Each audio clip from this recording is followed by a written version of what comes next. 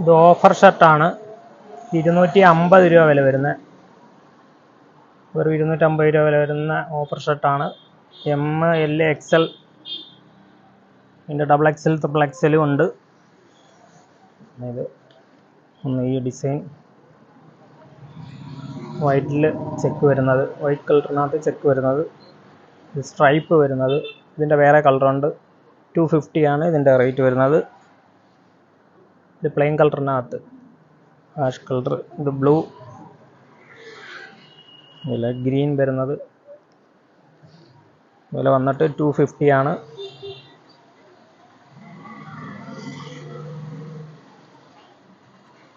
Plain കളറാണ്.